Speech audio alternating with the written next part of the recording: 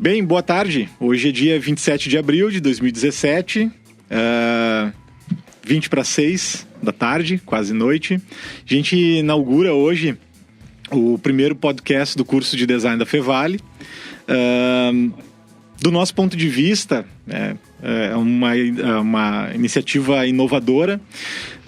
A nossa ideia aqui no curso é trazer nessa iniciativa egressos, convidados, profissionais do mercado, e a gente está bastante empolgado com esse podcast que inicia hoje. Estamos alinhando uma série de coisas, né, que vai nos ajudar a definir qual é o formato dessa iniciativa, se ele vai ser mensal, bimestral, isso a gente vai construindo e definindo aos poucos. A ideia nesse podcast, ainda sem nome, né, talvez a gente, até o final de hoje, a gente consiga sair daqui com nome, é discutir e trazer para a mesa tópicos que muitas vezes a gente não encontra espaço em sala de aula. Né, com nossa rotina, com as 50 horas que a gente precisa cumprir, com a ementa que a gente precisa seguir, né, e talvez esse seja um espaço extra para a gente discutir esses tópicos dentro do design, obviamente, que não encontram espaço no nosso meio, no nosso dia a dia tradicional de sala de aula. Essa ideia do podcast surgiu de um brainstorming colegiado do professor Cristiano, se eu bem lembro, né, ano passado. E a gente finalmente está conseguindo desenvolver e inaugurar esse podcast. Mas ele surgiu e foi definido que a gente faria no dia de hoje, né, ou nesse semestre, em função de discussões que estão acontecendo no curso, na busca pela consolidação do grupo de pesquisa em design, que a gente foi confrontado com uma série de questões e a gente viu o quanto a gente precisa discutir, né, e buscar um alinhamento dentro do curso, ou como profissionais da área, para a gente falar a mesma língua e para a gente entender também como hoje a gente consegue se posicionar no mundo e na indústria criativa como um todo. Isso a partir do curso, né? Então hoje a gente inicia com 6 pessoas, tive que contar aqui, mais o Rinaldo, técnico. E eu vou pedir para que cada um se apresente, para quem está nos ouvindo, conhecer quem hoje fez história participando do primeiro podcast do curso de design. Eu posso começar? Eu sou o Igor, eu sou coordenador do curso de design. Sou formado na área, tenho mestrado na área. Meu tópico principal de interesse hoje é quais são as competências dos designers e dos demais profissionais de áreas criativas e como essas competências elas direcionam para uma atitude, para uma atuação inovadora. Basicamente é isso. Vocês não estão vendo, mas a professora Dinara acabou de apontar para mim, então eu vou começar, né? Meu nome é Cristiano, sou professor aqui na Fevale há 2 anos, mais ou menos 2 anos. Dou aula aqui nas disciplinas de Laboratório de Criatividade, Projeto 1, História da Arte 1 e 2. E minha área de interesse maior aqui, assim, o que eu sou apaixonado mesmo é design emocional. Design para experiência e design emocional. E espero um dia a gente fazer um podcast falando sobre logomarca e logotipo. Espero ansiosamente esse dia. Treta. Tá bem, é pra seguir aqui Então tá, se é pra seguir, eu sou a Bruna, tô aqui do lado do Cristiano, sou professora do curso também, entrei no curso há quase 1 ano, mas na verdade sou cria da Fevale, minha história aqui com a instituição começou há 15 anos atrás e já sou professora aqui há 10 anos. De formação, eu me formei em design de moda, mas depois disso, então, eu segui para o meu mestrado em design estratégico, doutorado em gestão do design. No fim das contas, se eu somar tudo, eu estudei muito mais design do que moda na minha vida. E o que eu tenho interesse é pensar design em negócios, design como negócio, relacionar design com empreendedorismo e entender também como que a gente pode minimizar essas barreiras, se é que elas existem entre mercado e academia, e como que a universidade pode fomentar isso, né? De ampliar o espaço de atuação do designer dentro de uma empresa. E principalmente o impacto que ele gera dentro da empresa e da sociedade. Tô olhando para ti, João. Bom, eu sou o João, tentando fazer um gancho com o que a Bruna falou. Uma coisa que mais tem me interessado é por estar fora do mercado há um tempo já, dando aula há 5 anos já, como que o design pode ser entendido no mercado sem ter como uma estratégia de negócio, não só como uma coisa que a gente estuda na faculdade, na academia, e acaba não parece ser aplicada exatamente como a gente pensa que deveria ser aplicada, ou tem um hiato muito grande, né, entre o que a gente acaba vendo e o que acaba aplicando depois. Então, bom, entre outras coisas, né, sempre tendo mais perguntas do que certezas, o caminho mais fácil para aprender alguma coisa, né, acho que é esse. E certeza sobre o design não tem nenhuma, então vou passar para o professor Verlang, que tem um pouco mais de experiência no assunto. Bom, eu sou o professor Verlang, não com tanta experiência assim quanto o professor João, né? Afinal, um cara que fecha uma embalagem em sala de aula com ferro de soldar, para mim tem todo o meu respeito. Eu trabalho na Fevale desde 2003, eu hoje faço doutorado em design na URGS. Tenho como grande interesse e paixão desde a época da graduação a propriedade intelectual e toda a relação que tem com o design, não só como área de conhecimento, mas o quanto ela anda junta e às vezes os próprios profissionais não se dão por conta do quão junta ela está no dia a dia. E quando a gente traz hoje essas questões de criação colaborativa, inovação aberta, fica mais evidente ainda a importância dessa área de conhecimento e dos designers, não só na formação, mas que já estão atuando, de compreender isso. E quando a gente chega nessa questão do que de fato vem a ser design, eu acho que isso e muito mais aflora, porque realmente são mais dúvidas do que respostas, caro amigo João. Bom, chegou minha vez, professora Dinara. Estou aqui na Fevale há 4 anos, também com formação, mestrado e graduação em design, com muito orgulho. De Santa Maria, de passagem, só vem gente boa de lá. Só gente boa, também concordo. E, enfim, meus interesses em relação à pesquisa geralmente circulam pela área de design, educação, inovação da sala de aula. Então eu vejo meu dia a dia aqui na Fevale como um laboratório, né, para aprender e para poder colocar em prática algumas questões que eu estudo, que eu busco sempre para poder me atualizar enquanto professora, enquanto profissional. E quando eu penso sobre o que é design, né, começando a reflexão aqui, eu penso em uma área em constante transformação, porque o design que eu aprendi na faculdade, lá na graduação, né, Santa Maria, enfim, ele, na verdade, aquela concepção ela se transformou muito, né, pela trajetória profissional, pela própria questão de um mestrado, que abriu alguns horizontes relacionados a pensar o design como algo estratégico, né, e não apenas como operacional, que talvez era uma visão que eu tinha mais formada da minha graduação. Então eu acho que o design também ele está ampliando seus espaços de atuação, e o desafio de quem está, na verdade, estudando design, quem está trabalhando com design, é conseguir acompanhar essa mudança que é permanente, constante, né? Então a gente tem que estar pronto para o novo, e tem que ser o novo, né? A gente é a inovação também. Então eu vejo esse grande horizonte se abrindo em nossa frente. Então por isso, né, nossa, o que é design, né? Uau! Muito bem, acabou de ser introduzido o nosso tópico de hoje, né? A gente vinha numa discussão, essa discussão sempre volta, né, em algum momento, em fórum na internet ou no café no Tire antes da aula, né? Mas a gente vinha tentando avançar algumas questões, né, de subsegmentações da área.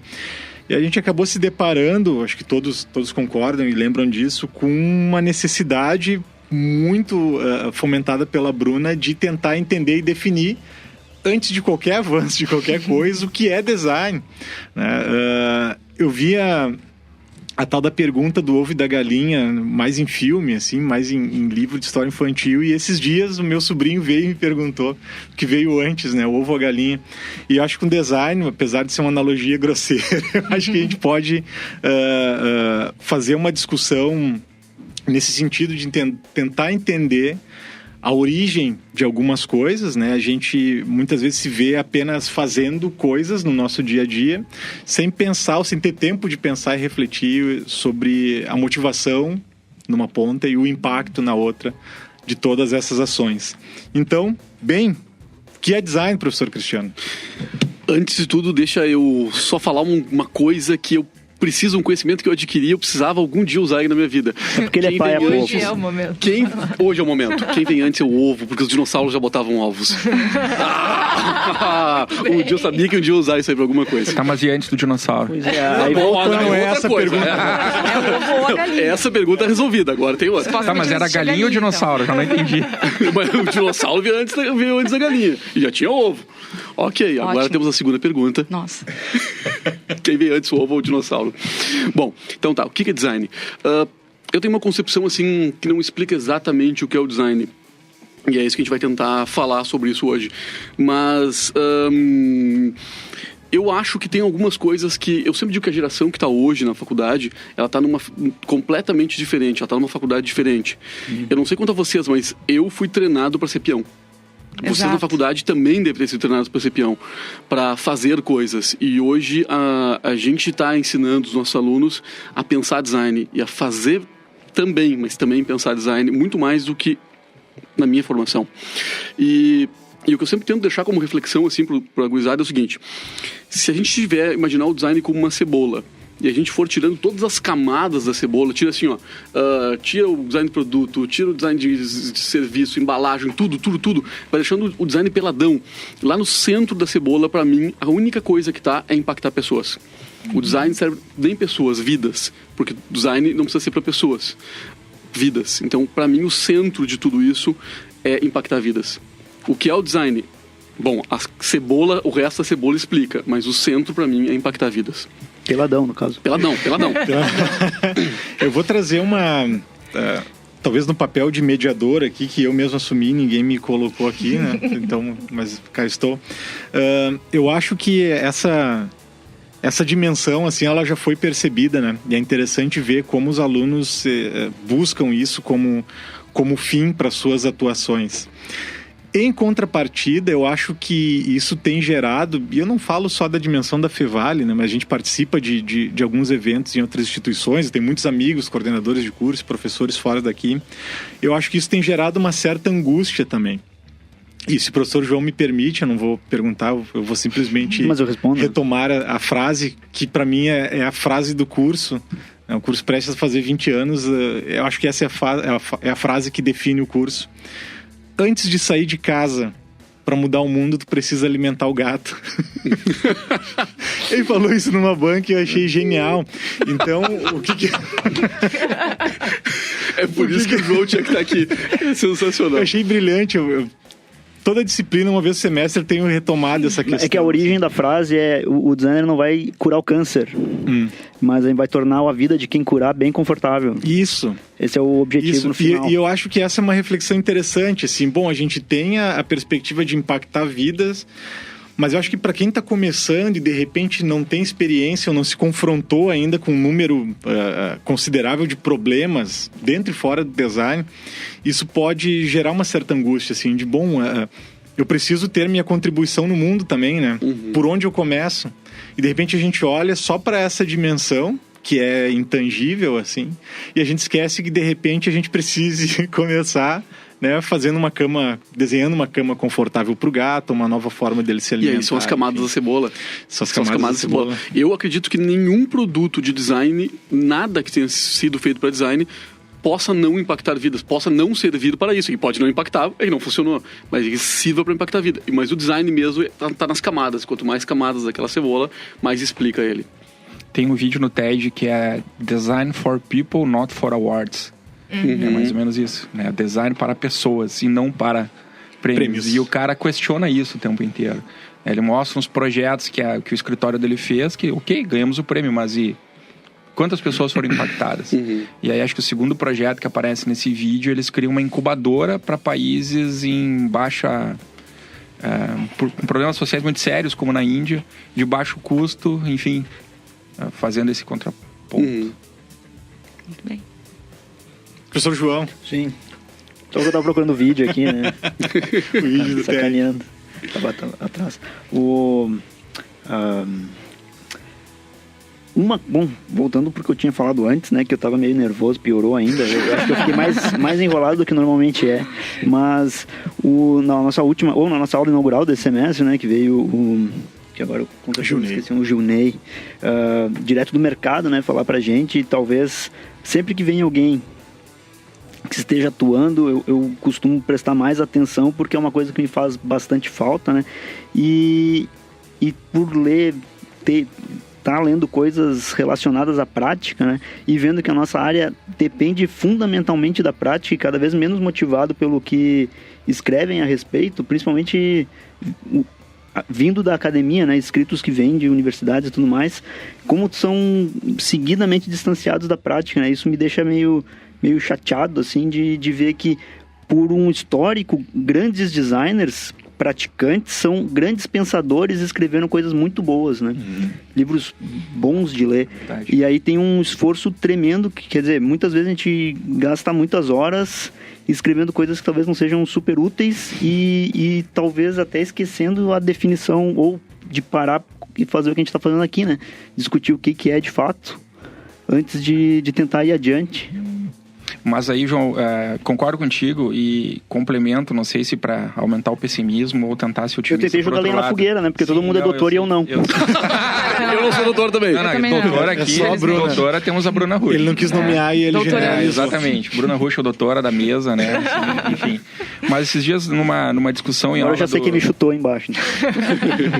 Vocês devem lembrar, Igor e Bruno, a gente, numa das reuniões que nós fizemos nessa questão dos grupos de pesquisa, quando se falou o que é cultura do design, né? Que a gente começou a pontuar isso. E aí, casualmente, acho que 2 semanas depois, na aula lá no doutorado com o professor Júlio, também surgiu esse assunto, né? O que é a cultura do design? E fazendo uma analogia ao que o João disse, né? Eu comentei na aula, eu vejo pelo menos 3 tipos de cultura, se é que dá para classificar isso.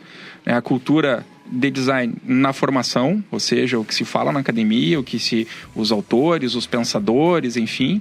A cultura da sociedade que compra o projeto, que compra o serviço, que, bom, talvez eles tenham ou não culpa de entender o que é ou não a profissão, ou talvez a culpa seja nossa por eles não entenderem.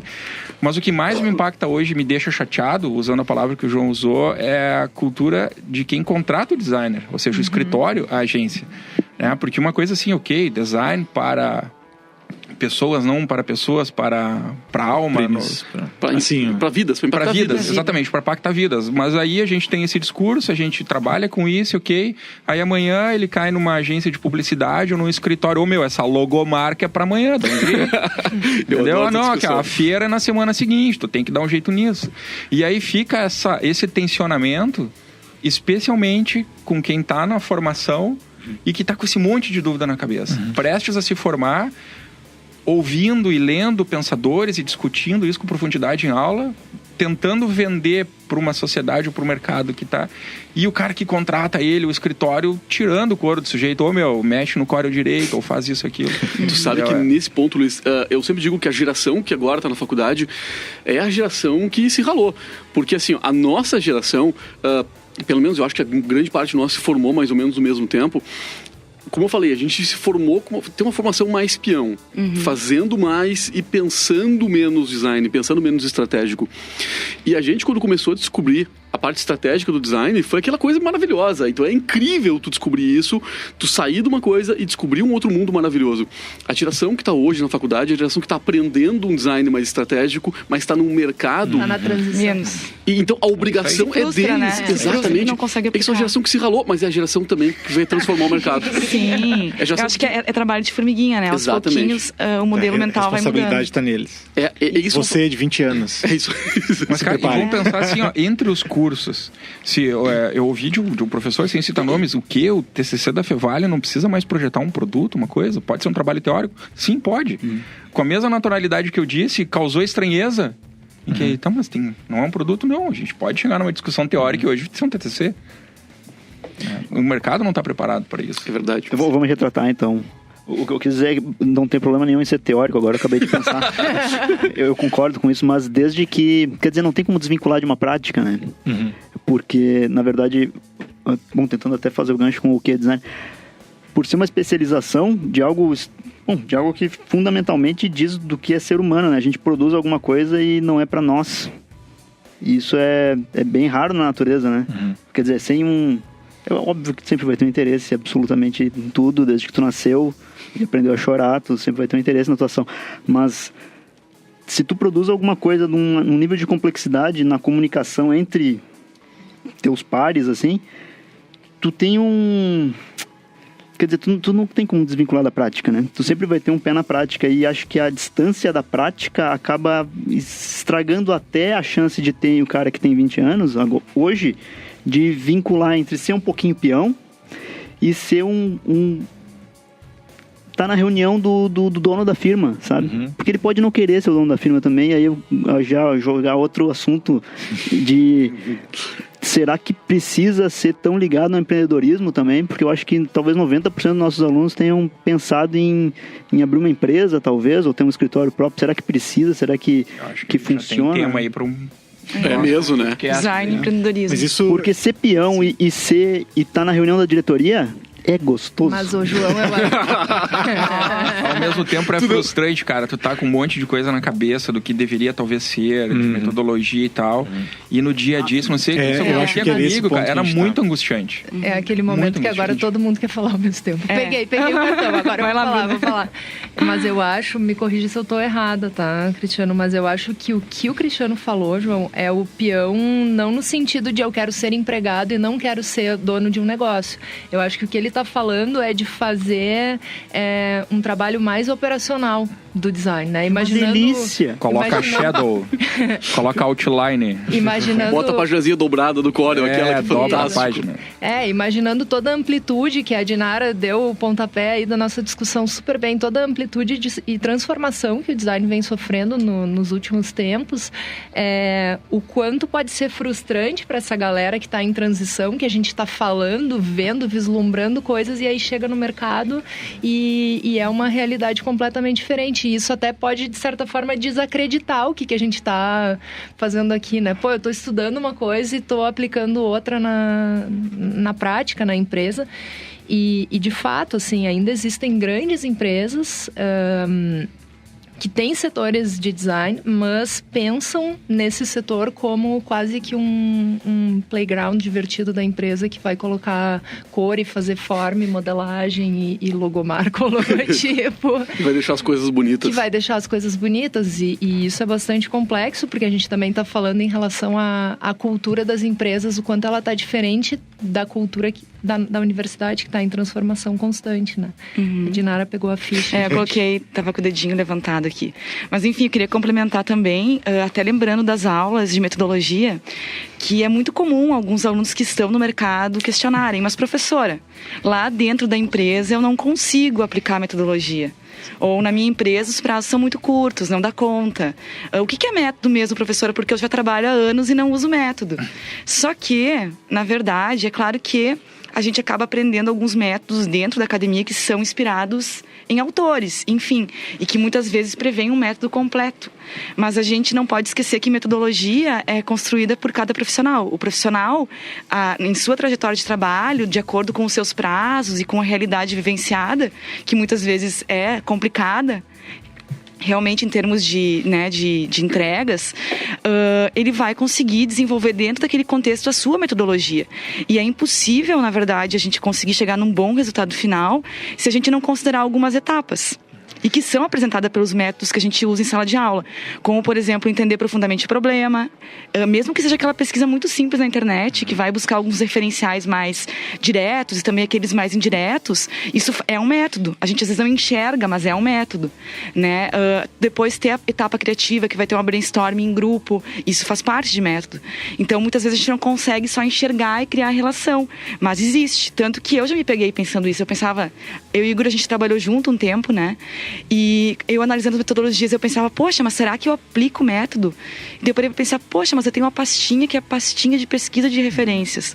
Eu tenho uma pastinha que é dos meus RAFs. Então eu tenho metodologia, só que talvez ela não seja organizada, como, né, às vezes é apresentada em sala de aula. Ela é um tanto caótica. Mas ela existe. Mas eu acho que isso também é de uma carência de algum nível profissional que todos passam, de não conseguir fazer a autocrítica, assim, ou uma autoavaliação. Uhum. Porque eu acho que tem muitos alunos, inclusive, no seu início, ou na metade da sua formação aqui dentro, que já tem experiência suficiente para adquirir uma atuação espontânea, quase intuitiva. né? E é engraçado quando tu confronta eles com isso, aí eles se dão conta assim, não, realmente, o que tu estava falando, existe um método. Só eu não sei, eu nunca pensei nele. É tão fácil, é tão automático para eu seguir esses passos que eu não me dou conta que eu estou sendo crítico naquela avaliação, enfim. Para tentar avançar um pouco aqui, acho que esse tópico, né, academia e mercado em qualquer área, ele é um tópico polêmico, né, ou polêmico não, mas talvez ele dê bastante pano para manga. E eu fico com uma dúvida, assim, a gente faz aula inaugural, a gente traz eventos aqui para dentro, ou participa de outros eventos dentro da Fevale ou fora, enfim, no ambiente acadêmico. E muitas vezes a gente vê, quando vem um profissional de mercado, né, em qualquer área também, que a gente não está tão distante daquilo que ele está falando. Ouso dizer que o contrário. Acho que eles estão distantes daquilo que a gente produz e provoca dentro de sala de aula. Agora, esse descompasso, de repente, da empresa lá onde está nosso aluno estagiando, trabalhando, com relação com o que a gente produz aqui dentro, é uma questão de canal, do tipo, ninguém sabe como acessa ou para que serve uma base de dados onde são depositados artigos, ou é uma questão de conteúdo? Não me interessa o que é produzido lá dentro. O que vocês acham? Não sei se fui claro. Eu não sei se eu entendi. Eu também não sei se eu entendi a pergunta. Para onde normalmente vai o conhecimento produzido aqui dentro? Tá. Ok. A gente transforma em artigos, transforma em teses, enfim, isso vai para um repositório. Claro. Que pode ser a biblioteca da instituição ou uma base de dados internacional, etc. Quem é que tem domínio para entrar nisso e coletar conhecimento lá dentro? Os próprios acadêmicos, né? Os próprios... Pois é. Então, é uma questão de canal, tipo, esse canal ele não atinge o que deveria atingir. Né? Ou é uma questão de conteúdo? Estamos trocando canal agora, notou? Não. A informação é falada.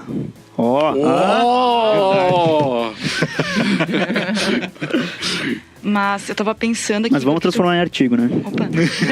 Eu tava pensando que, na verdade, por exemplo, quando a gente cria um artigo, enfim, uma publicação, uma tese, uma dissertação, né, que é a forma de a gente compartilhar conhecimento acadêmico, a gente sempre se inspira no mercado, né? Então a gente busca, inclusive, pesquisar o mercado. A Bruna mesmo faz isso muito bem, né? Sempre tentando essa relação. É doutora, inclusive.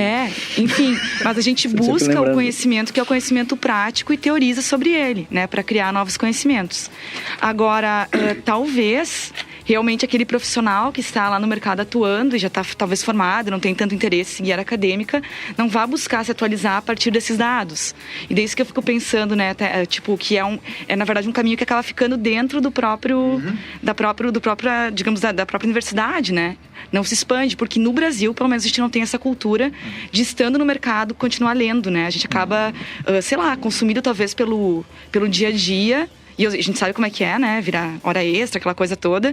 Então a gente acaba focando muito no dia a dia e menos em resgatar conhecimentos, em buscar informações. Ou avançar, né? E eu vejo, inclusive, que a gente sempre está um passinho à frente, assim, em termos de pensamento. Isso para por lá o mercado, por exemplo. Por que o aluno se angustia? Porque não é uma realidade compatível com aquilo que ele estuda.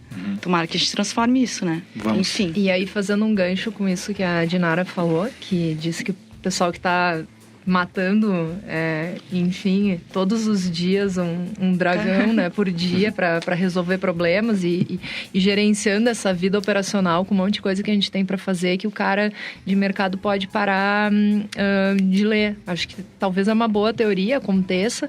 E aí eu queria comentar com vocês que esse cara que parou de ler, que é o dono da empresa, que gera emprego, que abre vaga para designer, o que ele fica ouvindo em relação a design?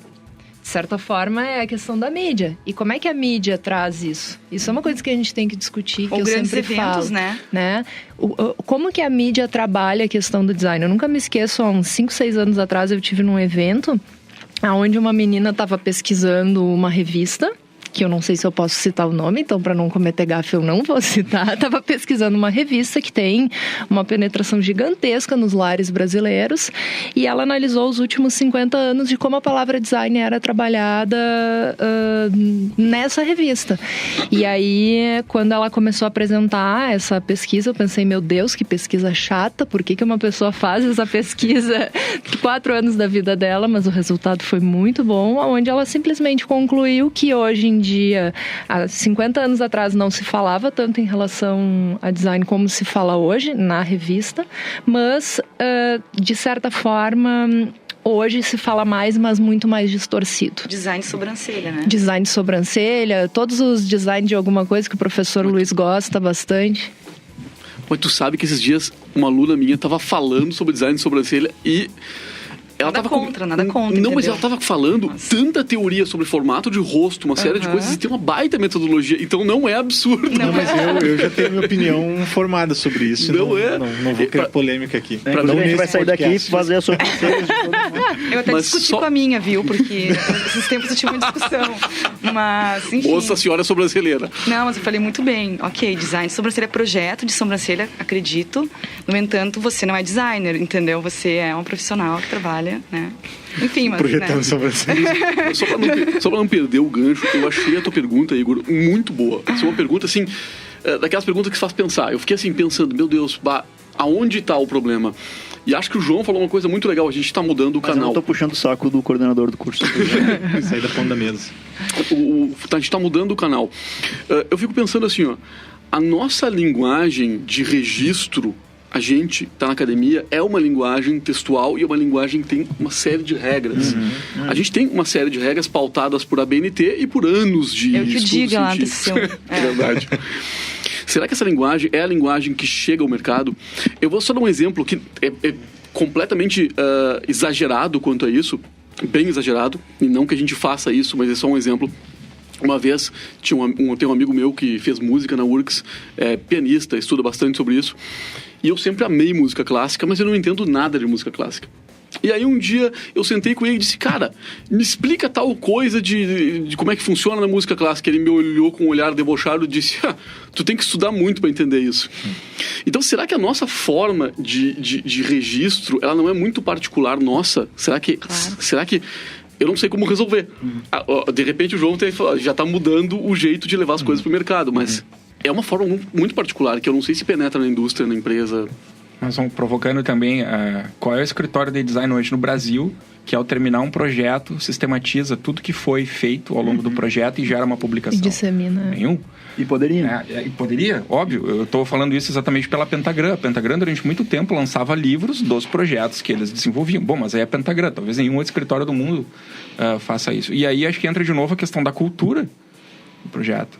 E essa lacuna que dá entre a forma como a gente faz, organiza, coloca ali no papel que foi feito, isso acaba se perdendo porque o mercado está doido, na minha concepção, porque não há tempo para, depois de terminar um projeto, fazer isso, porque já tem outro projeto chegando, já tem outra demanda, já tem outro prazo, e infelizmente isso vai se perdendo.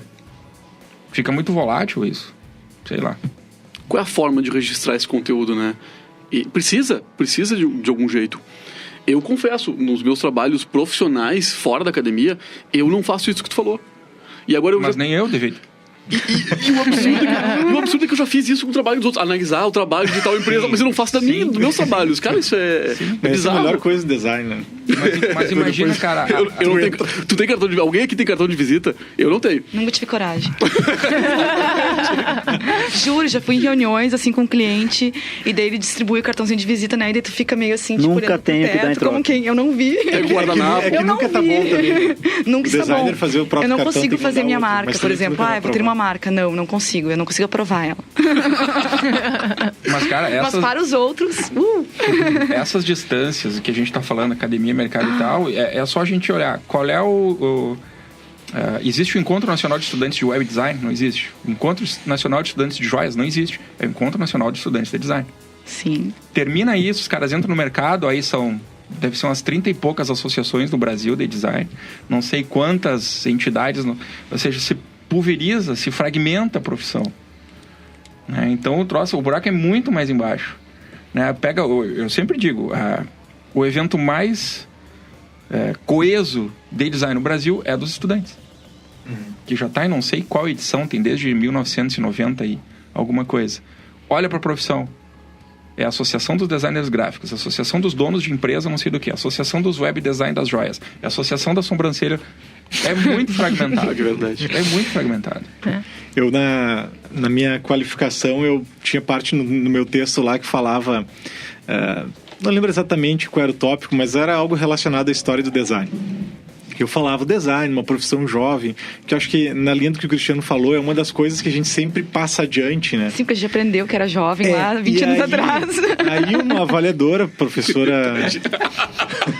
O pessoal se entregando aqui na idade. Uma profissão jovem. Né? Mas é nesse sentido, aí uma avaliadora, foi minha professora de graduação, ela disse, Igor, para com isso. Risca isso do teu vocabulário, né? Que o design é uma profissão jovem, porque a gente tem usado isso para justificar um monte de coisa que a gente deveria ter feito como profissional e não fez. Né? Então a gente fica dizendo que é jovem, que é incompreendido, que a indústria não entendeu. E eu acho que o Cristiano tocou num ponto muito bom, que é da linguagem. E eu penso muito nisso. O quanto o designer, numa tentativa de se mostrar uma profissão tão técnica quanto a engenharia e tão complexa no seu pensamento quanto a psicologia, não vem dificultando um pouco isso. Criando artes, termos, né? Ou as artes, com uma expressão da alma, alguma coisa nesse nível que ninguém pode entender ou questionar. E eu noto isso quando tu, às vezes, ou em rede social, ou conversando com estudantes, tu nota no discurso a apropriação de algumas posturas bem rígidas.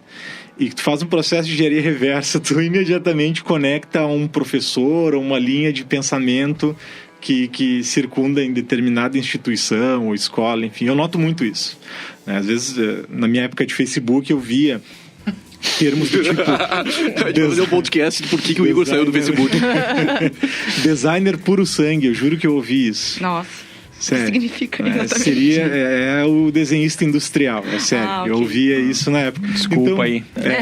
Não está nessa mesa quem falou isso, quem publicou. Eu sou guaipeca, né? Mas eu acho que coisas desse tipo, isso, como tudo que gera uma... Eu e o Bruno, a gente estava conversando sobre isso esses dias também. Aquilo que gera relevância para mim, eu tendo a me prender naquilo e seguir replicando e buscando mais pessoas que tem o mesmo discurso. Eu acho que o design tem um pouco disso. Na tentativa de se mostrar complexo, de se mostrar uma profissão séria, como eu sei que é, mas eu acho que deixar ela complexa, no sentido de ser difícil de compreender, de fazer, acho que não é o caminho. E eu noto que muitas vezes a gente tem feito isso. Perfeito, professor. Eu acho que tem um contraponto nesse sentido também, ou um ponto, enfim, até reforçando, que eu sempre também fico pensando e questionando a questão da postura profissional do designer. Né? Quando a gente pensa no que o designer ele quer comunicar no mercado e como ele se comporta. Se ele realmente, essas duas questões são compatíveis. Porque se eu analisar perfil, por exemplo, isso já foi discutido em alguns casos, assim, com colegas, o designer é aquele cara despojado, que vai de boné, trabalhar de chinelo de dedo, tô exagerando, né? Mas que muitas vezes até pode acontecer. E que, em alguns casos, vai ter que se comportar numa reunião de diretoria. E nem sempre está preparado para assumir esse tipo de papel. Então, também é um ponto que eu fico pensando assim, sobre a profissão do designer. O quanto também o designer ele acaba assumindo alguns estereótipos e alguns comportamentos. Códigos visuais mesmo, mas que comunicam. A gente sabe que, né? A gente comunica por aquilo que a gente veste, os comportamentos. Do design do Steve Jobs, que todos usavam gola rolê.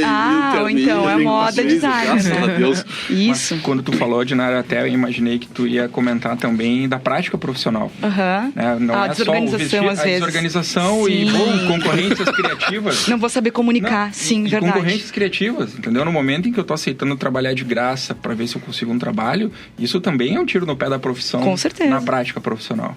Eu acho que aí eu não tô falando do profissional pessoa física, mas de grandes escritórios que fazem isso ainda hoje em dia.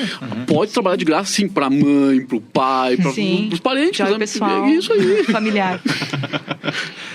Trabalhar de graça pra grande é questionável, né? Mas pro pequeno... A mãe dá. Tem um momento que é justificado. Mas eu acho... aí tem inovação aberta, mas acho que isso tem que ser outro podcast. Sentar além desse negócio. Mas tem uma coisa que eu acho assim, o que eu acho engraçado. O designer normalmente chega na indústria, chega na empresa, chega pra falar com o cliente dele. E às vezes ele se esquece que esse cliente tem uma linguagem, que tem termos. E a gente fala uma linguagem de designer. Quando na verdade a gente não se faz entender muitas vezes. Pô, a gente tem que aprender a falar a linguagem do empresário. É isso que eu queria dizer, na verdade. Ó. Eu sempre digo para meus alunos, quer ver uma coisa? Chega a ser, não que a gente não possa no dia a dia trabalhar de uma forma mais, né, impessoal, à vontade. De pantufa. Mas tem que chegar a hora que tu sabe se comportar e falar a linguagem daquele ambiente, né? Não vai de pantufa pro cliente. Mas assim, ó, eu sempre digo, é uma piada, mas é uma piada que tem um fundo de ironia de verdade. Quando for apresentar um trabalho para um cliente, leva um gráfico. As pessoas amam gráfico. Claro, leva impresso. As pessoas amam isso. E como é que tu vende teu trabalho? Tu chega e tu mostra a tua ideia sensacional, ou tu mostra por A mais B o que tu fez? Tu fala uma linguagem, o médico, ele te apresenta um exame, ele não dá um diagnóstico maluco, ele te apresenta um exame. Às vezes sim. Tá, beleza. E a gente apresenta os nossos exames, as nossas pesquisas, o A mais B, na linguagem deles. Mas na verdade, o cara pega, desculpa, gente. Aí o projetor, essa aqui é a marca, mas não é bem essa cor, tá? Isso. E a apresentação é uma experiência, né? A gente, na verdade, quando projeta uma entrega, eu sempre falo muito isso e eu uso muito isso como estratégia também. Tu tem que imaginar na hora de projetar a forma como tu vai apresentar, o que o cliente vai estar sentindo naquele momento. Então, não chegar entregando já, por exemplo, a marca. Tu vai criar uma história, uma narrativa que vai levar à compreensão do teu conceito. Porque, especialmente quando se trabalha com inovação, com ideias novas, se tu chegar logo e jogar na cara do cliente, isso aqui é novo, ele vai dizer, nossa, eu não vou mudar jamais minha marca dessa forma. Mas e o designer também não abre mão, né? Se tu vai contando genial, a história... É o cliente que não compreendeu. Se tu vai contando a história, levando devagarinho os pontos, ele tá preparado para aquilo que ele vai ver. Tu tá mostrando, o próximo projeto ele já vai entender melhor. Assim, tá? E a postura do cronograma, de entregar tudo no prazo, de chegar lá, mostrar profissionalismo. Infelizmente é raro. Então é tão importante a gente também ter esse cuidado, né? E tem isso do cliente não gostou do meu trabalho. Eu sempre dou um exemplo de uma coisa que aconteceu, um fato real que aconteceu comigo. A gente tinha um apartamento grande, antigo, onde tinham peças grandes. Então tinha um quarto que a gente queria transformar e fazer um quarto em um escritório. Aí a ideia era fazer tijolo à vista. Aí eu cheguei, comprei aqueles tijolinhos de borda arredondada, aquele tijolinho que ele é mais caro, muito mais caro. Maciço, isso aí. Comprei e pedi pro pedreiro fazer a parede de tijolo à vista. Deixei claro pra ele como é que eu queria. Beleza. Saí, voltei pra casa no fim do dia, rebocada a parede. Se eu olhei, mas tia, o que houve? E ele me olhou e disse assim, doutor, serviço feio eu não faço. Tu tá louco, tia? A minha parede eu te pedi pra deixar à vista. Não, doutor, se você quer serviço feio, pede pra outro, eu não faço isso. Ficou rebocada a parede, como é que você vai tirar reboco da parede? Descasca. Ótimo. E às vezes o designer chega com essa postura. Tá aqui a marca. E o cliente não gostou da minha marca, mas é a marca dele que ele vai usar, é o trabalho dele, é o produto dele, é o sonho dele, às vezes. E aí talvez a gente consiga chegar um pouquinho mais perto de responder a pergunta que iniciou o podcast, né? Vocês estão falando há 5, 10 minutos talvez, da inserção no negócio, né? Então, o design é uma ferramenta dentro do negócio, dentro de uma organização. Uma organização organizada. Não precisa ser lucrativa, mas é algo que vai produzir valor. O design está inserido nisso, então ele é uma parte disso. E aí, até para ser engraçado também, né? A profissão que a gente odeia, que a gente ama odiar, a publicidade, né? Ela consegue uma linguagem que talvez esteja muito mais popular dentro do mundo dos negócios do que a nossa linguagem, né? E querendo ou não, filhos do pós-guerra, né? Já que a gente está na nossa profissão nova, a gente podia ter feito isso também. A gente não fez. O que vale mais, né? O produto final da pessoa ou a publicidade, né? O mostrar o produto da pessoa no sentido da marca, né? Do empreendimento. Puxando a brasa do meu assado, pro meu assado, aqui parece, pro nosso, né? Todos aqui acho que estão no mesmo churrasco, mas parece que o produto e o serviço, contando o serviço já tá ampliando de um jeito que me deixa desconfortável, mas o produto talvez viesse antes da propaganda, só que a publicidade passou na nossa frente e ganhou um lugar lá em cima, né? E a gente continua reclamando. E a gente continua reclamando do chão de fábrica, né? É verdade. Mas a gente nota essa diferença ainda eu estudei publicidade 3 semestres. Então eu amo te odiar. Mas a gente nota essa diferença no discurso aqui dentro mesmo. É tão fácil quando a gente... um madrugadão, por exemplo, né? Cara, 2 horas, 1 hora, tá tudo resolvido para eles. A gente volta, discute, chama o colega do lado, tenta planejar uma ação, mobiliza os recursos, vê que não dá e de repente desiste. Fica pior, né?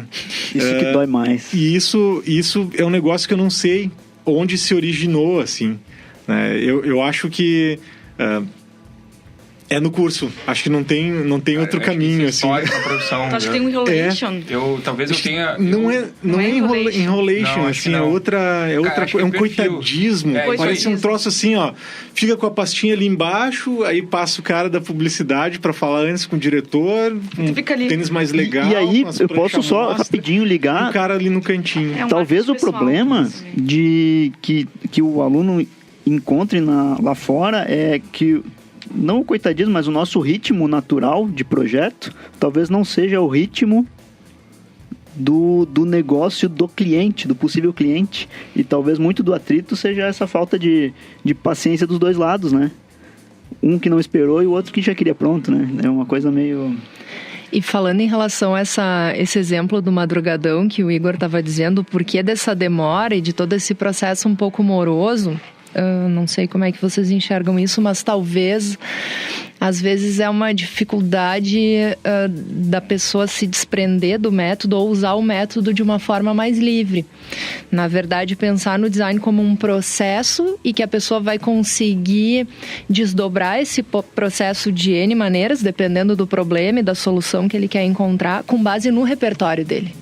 A gente precisa falar de repertório, das pessoas saberem que, ok, no método tem pontos importantes, que nem a Dinara falou, mas conseguir dar agilidade para isso com base no nosso repertório processual e enxergar que um projeto ele é iterativo e ele pode ser desenvolvido de várias maneiras, né? E não de uma forma talvez tão cartesiana, fazendo checklist de etapas que tem que se cumprir.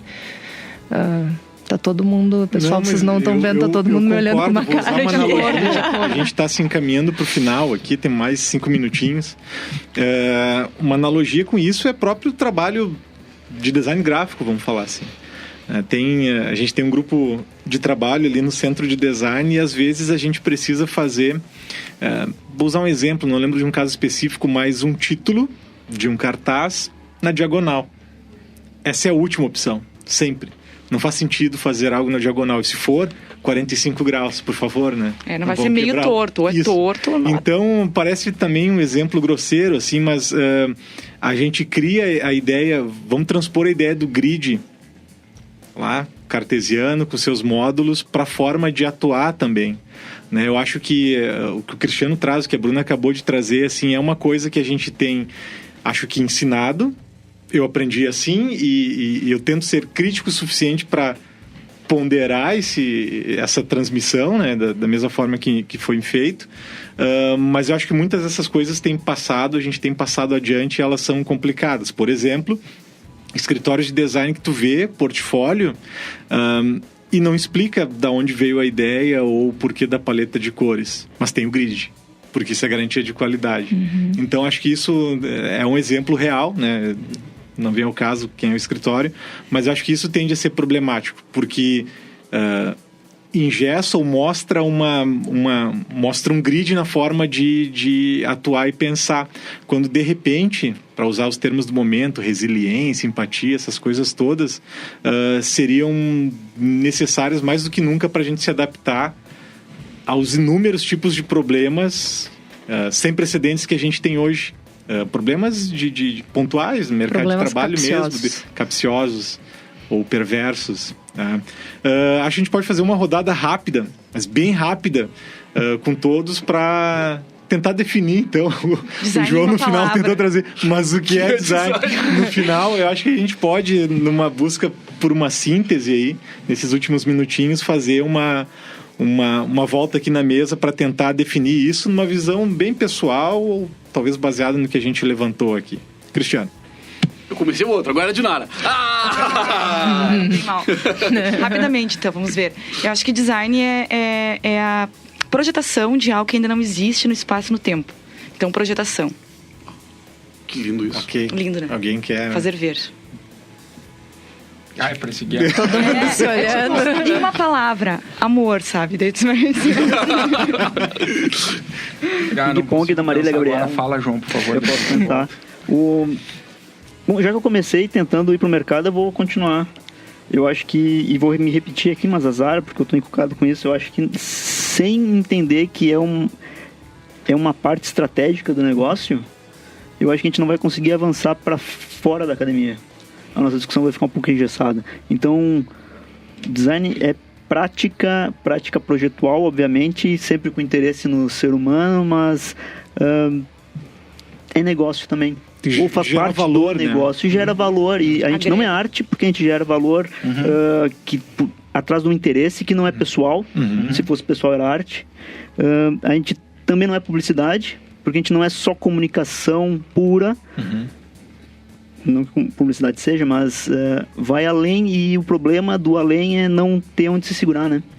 Então, no fim das contas, eu acho que sem saber o que é, tenta ir pro mercado. E o que acontece? Eu acho que o Igor também comentou agora, design é um processo que gera valor, né? Para as pessoas, seja valor na qualidade de vida, seja valor para as pessoas que estão lá em condições beirando a miséria. Mas enxergo muito essa questão de que a prática profissional, a prática projetual, ela pode fomentar uma cultura dentro da empresa. O Joãozinho estava falando ali o que é o design, ele é uma ferramenta, enfim, tema para outro podcast. Olha, de repente é uma cultura que tem que transitar em todos os níveis da empresa. Desde o estratégico, o tático, operacional. Ok, mas e como isso acontece? Próximo podcast. Pode ser que eu tenha uma visão muito simplista, mas para mim design é simples, assim, eu sei que a minha visão é simplista, na verdade. É uma forma de impactar vidas a partir de um arcabouço de ferramentas que é próprio da nossa profissão. Para mim é bem simples, e é isso. Tem uma definição que eu gosto muito, e aí é impossível não falar de teoria, né?